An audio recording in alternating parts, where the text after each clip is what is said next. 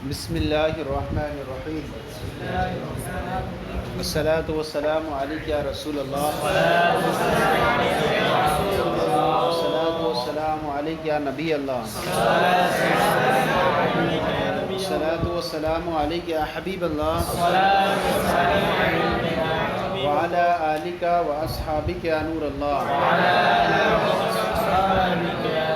صلی اللہ تعالی علیہ وسلم۔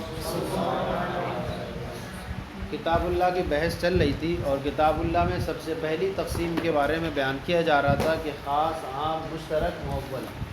خاص کے بارے میں پڑھا، خاص کی تعریف پڑھی، اس کا حکم پڑھا کہ خاص کی تعریف وہ ہے جو مسمى معلوم یا معنی معلوم کے لیے انفرادی طور پر وضع کیا گیا ہو۔ اس کا حکم یہ ہے کہ اس پر عمل کرنا واجب اور ضروری ہوتا ہے اگر اس کے مقابلے میں خبر واحد اور قیاس آ جائے، اور اگر دونوں پر عمل کر سکے بغیر کسی ٹکراؤ کے، کسی کا حکم نہ تبدیل ہوتا ہو، تب تو کیا ہے اس خبر واحد پر کتاب اللہ کے ساتھ عمل کر لیا جائے گا۔ لیکن جہاں پر اگر خبر واحد یا قیاس پر عمل کرتے ہیں تو ایسی صورت میں کتاب اللہ کا حکم جو ہے بدلتا ہوا نظر آئے تو وہاں پر کتاب اللہ پر عمل کیا جائے گا، خبر واحد اور قیاس کو ترک کر دیا جائے گا۔ اس کے اندر آپ کیا آیا تھا؟ تخصیص الفرد، تخصیص النوع، تخصیص الجنس۔ یہاں پر اس بات کو بھی دیکھ لیں کہ اصولیین اور جو منطقین ہوتے ہیں ان کے یہاں جو ہے فرق ہوتا ہے اس چیز کے اندر کہ اصولیین کے نزدیک نوع وہ کلی کہلاتی ہے، نوع جو ہے وہ کلی کہلاتی ہے جو کثیرین متفقین بالاغراض پر بولی جاتی ہے، کثیرین متفقین بالاغراض پر بولی جاتی ہے، اور ان کی غرضیں کیا ہیں؟ متحد ہیں۔ اور مناطقہ کے نزدیک نوع کیا ہوتی ہے؟ مناطقہ کے نزدیک نوع وہ کلی ہوتی ہے جو کثیرین متفقین بالحقائق پر ما ہوا کے جواب میں بولی جائے۔ یعنی فرق کیا ہے؟ مناطقہ حقائق سے بحث کرتے ہیں اور اصولیین اغراض سے بحث کرتے ہیں۔ تو جہاں وہ کہیں کثیرین متفقین بالاغراض پر بولی جائے اور یہ کہیں گے کثیرین متفقین بالحقائق پر بولی جائے، تو میں نوع کے درمیان فرق ہو گیا ان کے۔ اور اصولیین کے نزدیک جنس کیا ہوتی ہے؟ جنس جو ہوتی ہے اصولیین کے نزدیک وہ کلی ہوتی ہے جو کثیرین مختلفین بالاغراض پر یعنی جنس جو مناطقہ کے نزدیک ہے، جنس جو مناطقہ کے نزدیک وہ کلی ہے جو کثیرین مختلفین بالحقائق پر ما ہوا کے جواب میں بولی جائے۔ اور اصولیین کے نزدیک جنس وہ کلی ہے جو کثیرین مختلفین بالاغراض پر بولی جاتی ہے۔ جیسے انسان کے جو افراد ہیں یہ مرد و عورت ہیں، صحیح ہے نہیں؟ اور ان کی غرضیں مختلف ہیں۔ مرد کی غرض یہ ہے کہ وہ نبی ہو، امام ہو، حدود و قصاص میں گواہ ہو، جمعہ قائم کرے، نماز عید قائم کرے۔ عورت کی غرض یہ ہے کہ وہ مستفرشہ ہو، گھر کی ضرورتوں کو پورا کرے، وغیرہ وغیرہ۔ تو ان دونوں میں اصولیین اور منطقیوں کی نوع اور جنس میں فرق ہو جاتا ہے۔ منطقین حقائق سے بحث کرتے ہیں اور اصولیین اغراض سے بحث کرتے ہیں۔ ہم نے کتاب اللہ کے اندر یہ پڑھا کہ اس پر عمل کرنا واجب ہوتا ہے، اور اگر اس کے مقابلے میں خبر واحد اور قیاس آ جائے تو ایسی صورت میں اگر ان دونوں کو جمع کرنا ممکن ہو تو جمع کر لیا جائے گا، ورنہ کتاب اللہ پہ عمل کیا جائے گا اور خبر واحد اور قیاس کو چھوڑ دیا جائے گا۔ اس کی مثال یہ تھی کہ والمطلقات یتربصن بانفسہن ثلاثۃ قروء، وہ عورتیں جن کے شوہروں نے انہیں طلاق دے دی ہے تو ایسی عورتیں اپنے آپ کو روکے رکھیں 3 حیض۔ امام اعظم لفظ قروء سے جو ہے یہ مشترک ہے، حیض مراد لیتے ہیں، اور امام شافعی سے جو ہے طہر مراد لیتے ہیں۔ حالت طہر میں طلاق دینا سنت ہے، اور جو عدت گزاری جائے گی وہ حیض سے گزاری جائے گی۔ تو امام شافعی کہتے ہیں کہ طہر میں طلاق دی جائے گی اور طہری سے عدت گزاری جائے گی۔ ہم کہتے ہیں کہ جس طہر میں اس نے طلاق دی ہے اب اسی سے اگر وہ عدت گزارے تو ایسی صورت میں جو ہے لفظ ثلاثہ یہ خاص ہے، اس پر پورے طور پر عمل نہیں ہو پائے گا، کیونکہ سب سے پہلے طہر آیا اور پھر حیض آیا، پھر طہر آیا اور پھر حیض آیا، پھر طہر، پھر حیض۔ اب یہاں سے جب وہ عدت گزارے گی، اسی میں طلاق دی ہے تو اس کا کچھ نہ کچھ حصہ تو گزر چکا ہے جو بغیر عدت کے گزرا ہے۔ اب یہاں پر یہ اس نے ایک طہر ہوا، دو ہوا، تین ہوا، یہ دونوں تو کامل ہو گئے، لیکن اس کا کچھ نہ کچھ حصہ جو بغیر عدت کے گزر چکا تھا، اس لیے جو ہے یہاں پر پورے کامل 3 نہیں ہو پائیں گے، اور یہاں پر جو ہے لفظ ثلاثہ پر عمل نہیں ہو پائے گا۔ اور اگر اس کو بھی مانیں اور کسی دوسروں اور پھر ایک اور لے شامل کریں تو ایسی صورت میں 3 سے زائد ہو جائیں گے اور لفظ ثلاثہ میں پورے عمل نہیں ہوگا۔ امام اعظم فرماتے ہیں کہ طلاق جو ہے طہر میں دی جائے گی، عدت حیض سے گزاری جائے گی، لہذا جب طہر میں طلاق دی، حیض شروع ہوا تو پورا کامل جو ہے حیض کیا ہے، عدت میں گزر رہا ہے، دوسرا حیض بھی عدت میں گزر رہا ہے، اور تیسرا حیض بھی عدت میں گزر رہا ہے، تینوں حیض گزر جائیں گے تو اس کی عدت مکمل ہو جائے گی، اب پھر یہ کسی دوسرے سے نکاح وغیرہ کر سکتی ہے۔ اب اسی پر سارے مسائل کی تفریح آج کر رہے ہیں، دیکھتے جائیں۔ یہاں پر ایک اس میں حاشیے میں لگا رہے گا عندنا و عندہ، یعنی ہمارے نزدیک یہ ہوگا، ان کے نزدیک یہ ہوتا جائے گا، ہمارے نزدیک یہ ہوگا، ان کے نزدیک یہ ہوتا چلا جائے گا۔ وَعَلَى فَيُخَرَّجُ عَلَى هَذَا حُكْمُ الرَّجْعَةِ فِي الْحَيْضَةِ الثَّالِثَةِ، تو اسی پر، اسی اختلاف پر تخریج کی جائے گی رجعت کے حکم کی، یعنی اسی اختلاف پر مسائل کی تخریج کی جائے گی، یعنی رجعت کا حکم ہوگا تیسرے حیض میں، وَزَوَالُهُ، اور رجعت کا حکم ختم ہو جائے گا تیسرے حیض میں، یعنی زوالُهُ اے زوال الشافعی و رجعت کا حکم فی الحیضۃ الثالثہ، تیسرے حیض میں، یعنی تیسرے حیض میں رجعت کا حکم ہوگا امام اعظم کے نزدیک، اور تیسرے حیض میں جو ہے وہ نکاح سے نکل جائے گی امام شافعی کے نزدیک۔ یعنی عورت عدت گزار رہی تھی، شوہر نے 1 طلاق دی تھی یا 2 طلاق دی تھی، ابھی تیسرا حیض ہی چل رہا تھا کہ ایک ہی ہفتہ یہ گزرا تھا، شوہر چاہ رہا تھا کہ اس سے رجوع کر لوں، تو رجوع کر سکتا ہے امام کے نزدیک، اور امام شافعی کے نزدیک چونکہ طہر یہاں پر ختم ہو چکی عدت، تو زوال ہو جائے گا، یہاں پر ہی کیا ہو جائے گا، یہیں پر ختم ہو چکا ہے، لوٹا نہیں سکتا، اب جو ہے وہ کسی اور سے بھی نکاح کر سکتی ہے، لیکن چونکہ تیسرے حیض میں امام اعظم کے نزدیک ابھی من وجہ اس کی عورت ہے تو ابھی رجوع کر سکتا ہے، یہ صحیح ہے نہیں۔ وحکم الرجعتی فی الحیضۃ الثالثہ، یعنی رجعت کا حکم ہوگا تیسرے حیض میں امام اعظم کے نزدیک، وزوالہ، اور رجعت کا حکم ختم ہو جائے گا حیض میں امام شافعی کے نزدیک۔ وتصحیح نکاح الغیر وابطالہ، غیر سے نکاح کا صحیح ہونا امام شافعی کے نزدیک، وابطالہ، اور غیر سے نکاح کا باطل ہونا امام اعظم کے نزدیک، چونکہ ان کے نزدیک جو ہے تیسرے طہر میں عدت ختم ہو چکی ہے، اس لیے اب وہ عورت کسی دوسرے سے نکاح کرنا چاہے تو وہ نکاح کر سکتی ہے، اور امام اعظم کے نزدیک چونکہ ابھی عدت اس کی باقی ہے تو یہاں پر ابھی عورت یہ اس کے نکاح سے نہیں نکلی ہے، اور جب تک کسی کے نکاح میں ہو دوسرے سے نکاح نہیں کر سکتی، اس لیے امام اعظم کے نزدیک ابھی نکاح کرنا باطل رہے گا۔ کیا ہے وتصحیح نکاح الغیر، غیر سے نکاح کا صحیح ہونا امام شافعی کے نزدیک، وابطالہ، اور اس کا باطل ہونا نکاح کا امام اعظم کے نزدیک۔ وحکم الحبس والاطلاق، روکنے کا حق اور چھوڑ دینے کا حق، روکنے کا حق ہوگا امام اعظم کے نزدیک، چھوڑ دینے کا حق ہوگا امام شافعی کے نزدیک، کہ عورت جب عدت گزار رہی تھی تو وہ عورت عدت گزارے گی شوہر کے گھر میں، اور یا کہیں بھی گزارے گی تو وہ رکی رہے گی، نان و نفقہ کون دے گا، وہی دے گا جس نے طلاق دی ہے، تو ابھی جو ہے امام اعظم کے نزدیک یہاں تک اس کو کیا ہے، نان و نفقہ ملے گا، اور یہاں تک وہ کیا کرے گی، اس کے حق روکے رکھے گا شوہر، ابھی وہ جانے کی سے اجازت نہیں ہوگی، عدت پوری نہیں ہوئی ہے، اور امام شافعی کے نزدیک اطلاق کا حکم یہاں ہو جائے گا کہ وہ چھوڑ کر کے جا سکتی، کیونکہ اس کی عدت یہاں پر پوری ہو گئی، اب اس میں کیا ہے وہ جا سکتی ہے۔ سمجھ آ گیا۔ وحکم الحبس والاطلاق، یعنی روکنے کا حق ہوگا امام اعظم کے نزدیک، والاطلاق، چھوڑنے کا حق ہوگا امام شافعی کے نزدیک، والمسکنی والانفاق والخلع والطلاق، یعنی روکنے کا حق، یعنی سکنا کا حق، نان و نفقہ کا حق، خلا کا حق، طلاق کا حق، یہ سب ہوگا امام اعظم کے نزدیک، اور امام شافعی کے نزدیک بالکل نہیں ہوگا۔ یعنی جب وہ عورت عدت گزار رہی ہے تو سکنا بھی کسے ملے گا، رہنے کا سکون مکان کسے ملے گا، عورت کو ملے گا، کس میں، اس حیض میں ابھی تک وہ رہے گی شوہر کے گھر، اور نان و نفقہ بھی کون دے گا، شوہر دے گا۔ اسی طرح اگر وہ عورت سے خلا کرنا چاہے، خلا کسے کہتے ہیں، خلا کہتے ہیں کہ پیسہ لے کر عورت سے اور اس کو چھوڑ دیا جائے، تو خلا جو ہے ہمارے نزدیک طلاق بائن ہوتی ہے۔ اب اگر وہ خلا کرنا چاہے تیسرے حیض میں شوہر اس سے عورت سے، تو خلا بھی کر سکتا ہے۔ اسی طرح طلاق دینا چاہے، 1 طلاق دی تھی، تیسرے حیض میں اور طلاق دینا چاہے تو طلاق دے سکتا ہے، کیوں؟ کیونکہ ابھی اس کی عورت ہے، اس کی ارے 3 طلاق کا مالک ہوتا ہے، 1 طلاق دی تھی، تیسرا حیض چل رہا تھا، اس میں اگر وہ طلاق دینا چاہے تو دے سکتا ہے کہ نہیں دے سکتا ہے، کیونکہ اس کی عورت ہے ابھی. لیکن امام شافعی کے نزدیک یہاں نکل چکی ہے نکاح سے، تو اب نہ تو یہ سکنا ملے گا اسے، نہ نفقہ ملے گا، اور نہ خلا کا حق رہے گا اسے یہاں پر جا کر کے، اور نہ جو ہے اسے طلاق کا حق رہے گا، کیونکہ وہ تیسرے طہر میں جو ہے مکمل ہوتے ہی وہ اس کی عورت نہیں رہی، ختم ہو گئی.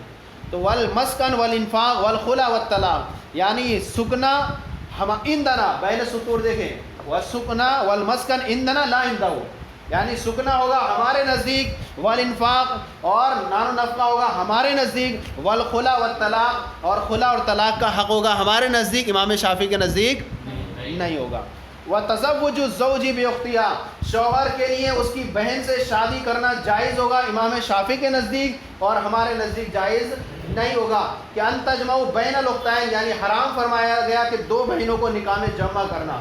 امام شافعی فرماتے ہیں جب یہاں نکل چکی ہے اس کے نکاح سے، تو اب اس کی بہن سے نکاح کرے گا تو ان تجمعوا بین الاختین کا جو ہے وہ صادق نہیں آئے گا. لیکن امام اعظم فرماتے ہیں کہ یہاں ابھی عدت چل رہی ہے اور اس عدت میں یہ اس کی عورت ہے، اب اگر اس کی بہن سے جمع کرے نکاح کرے تو یہاں ان تجمعوا بین الاختین کا جمع کرنا لازم آئے گا، اس لیے اس کے لیے جائز نہیں ہوگا.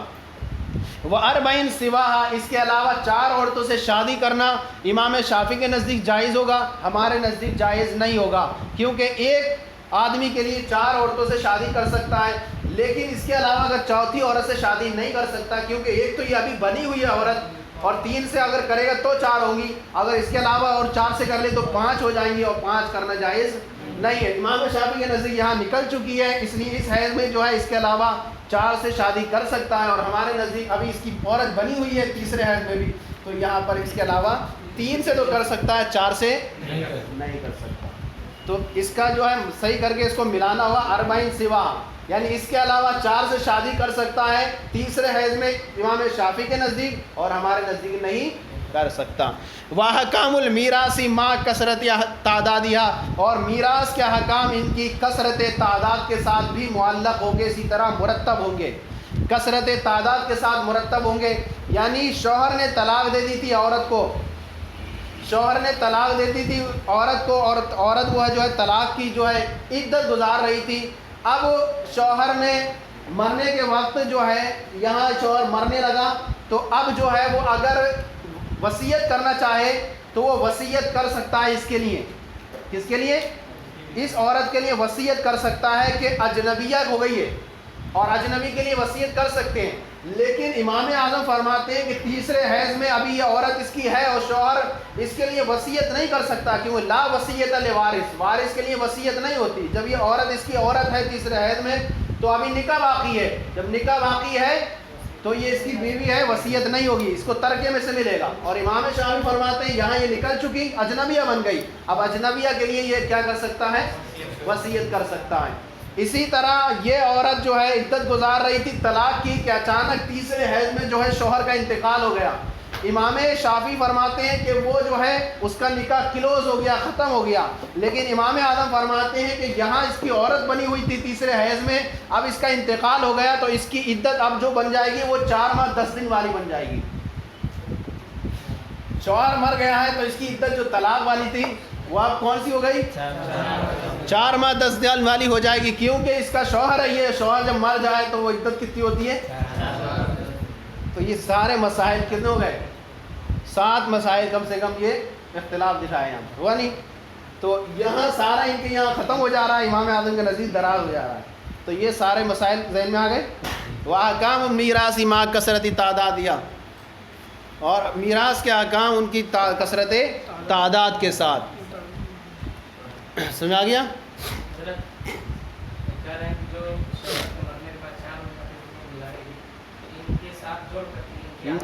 ہاں ان کے علاوہ.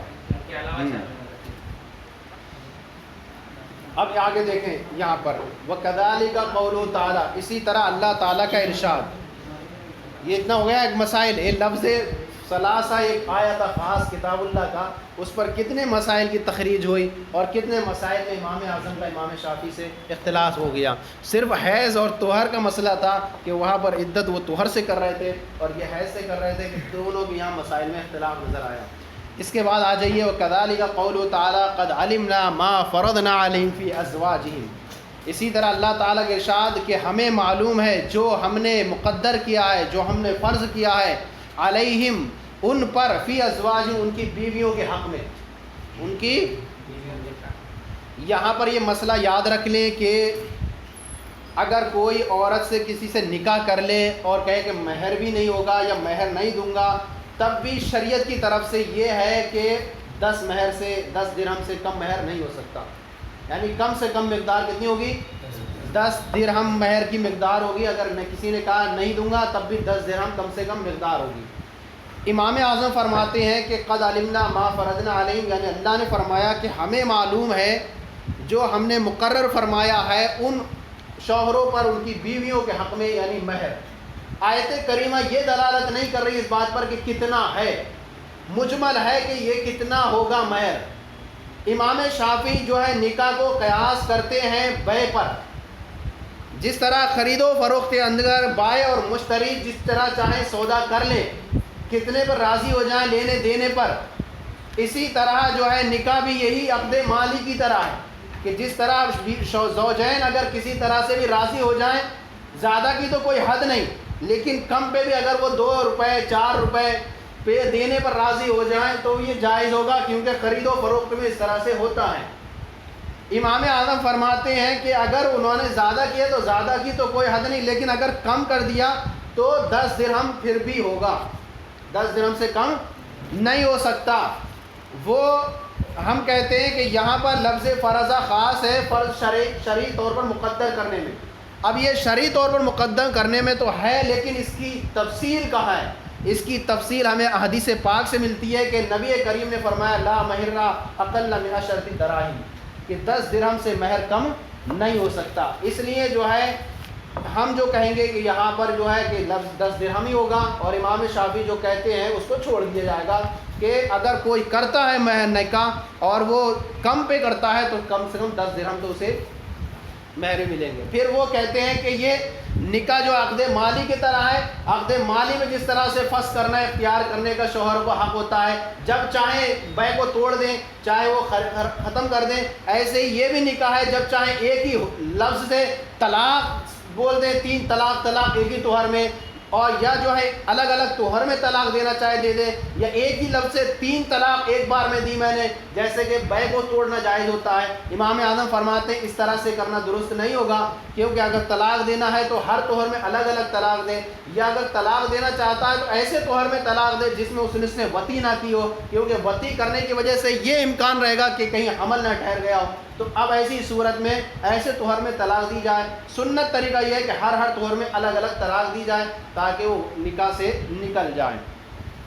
وَكَذَلِكَ قَوْلُهُ تعالیٰ، اسی طرح اللہ تعالیٰ کے ارشاد قَدْ عَلِمْنَا مَا فَرَضْنَا عَلَيْهِمْ فِي أَزْوَاجِهِمْ، ہمیں معلوم ہے جو ہم نے فرض کیا ہے ان پر، یعنی مہر فی ازواج ان کی عورتوں کے حق میں، خاص لفظ فرضہ یہ خاص ہے فی تقدیر شرعی طور پر مقدر کرنے میں، ثابت کرنے میں، فلا یترک العمل بہ، تو اس لفظ فرضہ اس پر خاص پر عمل کو ترک نہیں کیا جائے گا، بے اعتباری، اس اعتبار سے، کس اعتبار سے؟ انہ عقد مالیون، کہ یہ کیا ہے؟ نکاح یہ عقد مالی ہے۔ کیا ہے؟ عقد مالی، جس طرح عقد خرید و فروخت کے جو مال عقد ہوتے ہیں، فیعتبر بالعقود المالیہ، تو اس کو قیاس کیا جائے گا عقود مالیہ کے اعتبار سے۔ فیکون تقدیر المال فی، تو اس میں جو ہے مال کو مقدر کرنا یا مال کا اندازہ کرنا، موکولا الی رائے زوجین کی رائے کی طرف پھیر دیا جائے گا۔ یہ کون کہتے ہیں؟ ہاں، تو کہا کہ یہ عقد مالی ہے تو اس میں عقود مالیہ کے اعتبار سے اعتبار کیا جائے، اور اس میں جو ہے مال کا اندازہ کرنا یہ پھیر دیا جائے زوجین کی رائے کی طرف، کما ذکرہ شافعی علیہ الرحمہ، جیسے کہ امام شافعی نے اس کو ذکر کیا ہے۔ صحیح ہے نہیں؟ ہمارے نزدیک کیا ہے؟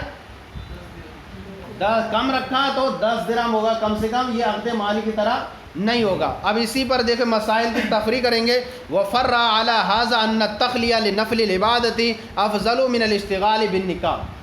اب چونکہ خرید و فروخت میں جیسے کوئی ثواب نہیں ہے، ایسے ہی گویا کہ یہ نکاح میں مشغول ہونے سے بہتر یہ ہے کہ انسان نفل عبادت میں مشغول ہو جائے۔ کس کے نزدیک؟ امام شافعی کے نزدیک۔ اور اس پر جو ہے کہتے ہیں کہ حضرت یحییٰ علیہ السلام کی تعریف بیان فرمائی گئی کہ وحصوراً ونبی من الصالحین، کہ وہ شادی شدہ نہیں تھے تو ان کی تعریف بیان فرمائی گئی۔ وفرع علی ھذا، اور اس پر تفریح فرمائی کہ ان التخلیہ لنفل العبادۃ، کہ نفلی عبادت کے لیے گوشہ نشینی اختیار کرنا افضل من الاشتغال بالنکاح، نکاح میں مشغول ہونے سے۔ کس کے نزدیک؟ ماشاء، ہمارے نزدیک تو نکاح بہت افضل عبادت ہے۔ بیان کیا گیا کہ ایک نکاح والے کی جو عبادت ہے وہ کئی گنا درجہ زیادہ حقدار رکھتی ہے جو بغیر نکاح کا انسان ہوتا ہے۔ اس کی عبادتیں جو ہیں اتنی درجہ نہیں رکھتی جو کیا ہوتی ہیں، نکاح والے کی ہوتی ہیں۔ وہ اباح ابطال بالطلاق، اور انہوں نے اس کے ابطال کو مباح قرار دیا طلاق کے ذریعے۔ کیف ما شاء الزوج، جیسے بھی شوہر چاہے، من جمع و تفریق، چاہے وہ جمع کر کے چاہے وہ تفریق کر کے۔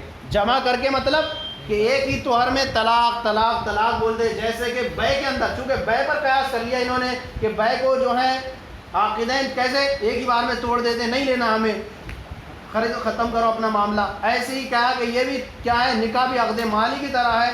تو اب شوہر کے لیے انہوں نے مباح قرار دیا کہ جیسے بھی چاہے اس کو توڑ دے، چاہے وہ جمع کر کے توڑے یا تفریق کر کے، یعنی ہر توہر میں ایک ایک طلاق دے۔ وہ اباح ارسال الثلاث جملۃ واحدہ، اور انہوں نے تینوں کو چھوڑ دینے کو مباح قرار دیا ہے ایک ہی دفعہ میں۔ تو انہیں فرق ہو گیا۔ جمین کا مطلب ہو گیا کہ طالق، تو طلاق والی، تو طلاق والی، تو طلاق والی۔ اور اباح ارسال الثلاث، تینوں طلاقوں کو ایک ہی مرتبہ میں انجام دے دینے کو مباح قرار دیا دفعۃ واحدہ، یعنی تجھے 3 طلاق، یہ ایسے کر کے بول دیا۔ واباح ارسال الثلاث جملۃ واحدہ، اور انہوں نے تینوں طلاق کو انجام دینے کو مباح قرار دیا ہے ایک ہی دفعہ میں۔ صحیح ہے نہیں؟ اچھا، ہمارے نزدیک کیا ہے؟ ہمارے نزدیک یہ ہے کہ شوہر کبھی غصے میں ہوتا ہے تو ایک دم 3 طلاق نہ دے، بعد میں کہیں افسوس ہو سے کہ میں نے کیا کر دیا، کیونکہ اب اگر ایک ہی طلاق دیا ہے تو اسے موقع رہے گا کہ میں دوبارہ سے اپنی بیوی کو لوٹا سکوں۔ لیکن اگر اس نے 3 طلاق دے دی، اب کوئی انجام نہیں اس کے بعد سوائے اگر لوٹانا چاہے تو حلالی کی اسے حاجت پڑے گی۔ اس لیے جو ہے افسوس کرتے ہیں بعد میں کہ ہم نے جو ہے 3 طلاق دے دی، اب کیا ہو۔ تو اس لیے کہا گیا کہ ایک ایک توہر میں ایک ایک طلاق دے، تاکہ اگر اسے لوٹانے کا اگر مسئلہ آ جائے تو آرام سے لوٹا سکے۔ وجعل عقد النکاح قابلا للفسخ بالخلا، اور انہوں نے عقد نکاح کو خلا کے ذریعے فسخ کے قابل بنایا۔ کیا مطلب؟ انہوں نے کہا ہے کہ جو عقد نکاح ہے یہ فسخ نکاح ہوتا ہے، فسخ ہوتا ہے، یعنی اگر شوہر اور بیوی صحیح رہنا نہیں چاہتے ساتھ میں تو شوہر کیا مطالبہ کرتا ہے کہ مجھے تم 10,000 یا 20,000 روپے دے دو، میں تمہیں سے خلا کر لیتا ہوں۔ عورت وہ دے دیتی ہے تو امام شافعی فرماتے ہیں کہ خلا کے ذریعے فسخ ہو جاتا ہے نکاح۔ امام اعظم فرماتے ہیں خلا کے ذریعے نکاح فسخ نہیں ہوتا بلکہ طلاق بائن ہوتی ہے۔ کیا ہوتی ہے؟ طلاق بائن ہوتی ہے۔ مان لیجیے خلا کر چکا ہے اور اس سے پہلے کوئی طلاق نہیں دی ہے، فسخ کیا، فسخ طلاق بائن ہے۔ اب اگر شوہر اس کے بعد بھی طلاق دینا چاہے تو دے سکتا ہے اسے۔ کیا ہے؟ بیوی بن گئی اس کی تو کیا ہے، فسخ نکاح کا اختیار، خلا طلاق بائن ہے، تو اب اگر اس کے بعد اگر رہنا چاہے پھر وہی اس کو طلاق دے تو اسے طلاق کا حق رہے گا۔ لیکن امام شافعی کے نزدیک خلا جو ہے فسخ نکاح ہے۔ اب اگر اس کی دوبارہ بیوی بنے گی تو وہ کیا ہوگا، اثرن و 3 طلاق کا مالک ہوگا، کیونکہ جیسے کہ یہ بے ہوتی ہے، بے میں کوئی اسے اختیار نہیں رہتا، جب فسخ کر دی تو ختم ہی ہو گئی، ختم ہی ہو گئی۔ اب دوبارہ سے اگر کسی چیز کا مالک بننا چاہتا ہے بے کے اندر تو نئے طریقے سے بنے گا۔ ہم امام اعظم فرماتے ہیں کہ فسخ جو ہے، فسخ نکاح یہ بالکل ختم نہیں ہوتا بلکہ کیا ہوتا ہے، طلاق بائن کا درجہ رکھتا ہے۔ وجعل عقد النکاح قابلا للفسخ، اور عقد نکاح کو انہوں نے خلا کے ذریعے سے فسخ نکاح کے قابل بنایا ہے۔ فسخ نکاح کے اس طور پر کسی نے 3، جیسے کہ 3 طلاقیں ایک ہی توہر میں دے دیں، 3 توہر میں ایک ہی توہر میں 3 طلاقیں دے دیں، تو اب یہ ہے یہاں پر ایک انہوں نے جیسے خلا کر لی تو فسخ نکاح ہو گیا، ختم ہو گیا۔ اب اگر دوبارہ سے اگر نکاح کرے گا تو اسے نئے طریقے سے کیا ہوگا، نئے طریقے سے اب نکاح کرنا ہوگا۔ خلا جو ہے طلاق دینے کی صورت میں حلالے کی ضرورت پڑتی ہے، جبکہ کم 3 طلاقیں دی ہوں۔ اب نئے طریقے سے اگر وہ نکاح کرے گا تو اسے ضرورت پڑے گی اس کی، جیسے کہ اگر کسی عورت سے نکاح ہو جائے اس عورت کا، اور شوہر 2 ماندہ طلاقوں کا مستحق ہوا اور 2 طلاق دینے کے بعد خلا کیا ہے، تو اب چونکہ 3 طلاق مکمل ہو گئیں، اس لیے عورت احناف کے نزدیک شوہر اول کے لیے بغیر حلالے کے نہیں صحیح ہو سکتی۔ کب مطلب خلا جو ہے فسخ نکاح ہے، بالکل ختم ہو گیا نکاح، اور امام اعظم کے نزدیک خلا کیا ہے؟ طلاق بائن ہوتی ہے۔ تو اب حنفیہ کے نزدیک جو ہے طلاق بائن ہے، نہ کہ فسخ نکاح، یعنی یہ کہ اگر اسی عورت سے نکاح ہو جائے، پھر اگر اسی عورت سے نکاح ہو جائے امام اس کا، تو یہ 2 طلاق کا مالک رہے گا امام اعظم کے نزدیک، اور امام شافعی کے نزدیک تو اثر نو نکاح ہوگا، صحیح ہے نہیں؟ تو شوہر 2 طلاق جو بچی تھی وہ اس کا مستحق ہوگا۔ اب اگر 2 طلاق دے دے گا تو یہ بائن کیا ہو جائے گی؟ اب اگر لوٹانا چاہیں 2 طلاق کے بعد تو حلالے کی پھر حالت ہوگی، صحیح ہے نہیں؟ تو دونوں میں فرق ہو گیا، 1 طلاق دیا، اگر 2 دے دیا تو 1 کا رہے گا، اگر 2 دے چکا تھا پہلے، فسخ نکاح کر لیا تو ختم ہی ہو گیا۔ فسخ نکاح جو ہے طلاق بائن ہے، مان لیجئے پہلے 2 طلاق دے چکا تھا، اب اس نے کیا کر لیا؟ خلا کر لیا، تو اب جو ہے یہ شوہر کے نکاح سے نکل گئی، صحیح ہے نہیں؟ ہاں ہمارے نزدیک، لیکن امام شافعی کے نزدیک فوراً ہی کیا ہے وہ خلا ہے، یہ فسخ نکاح ہے، ختم ہو گیا۔ اب دوبارہ سے اگر نکاح کرے گا تو اثر نو 3 طلاق کا مالک ہوگا امام شافعی کے نزدیک۔ تو مسئلہ سمجھ میں آ گیا؟ حاصل کلام اس مسئلے کا یہ نکلا، قد فرضنا ما علیہ فی ازواجہم، لفظ فرض یا خاص ہوا شریعت کا مقدر کرنے میں۔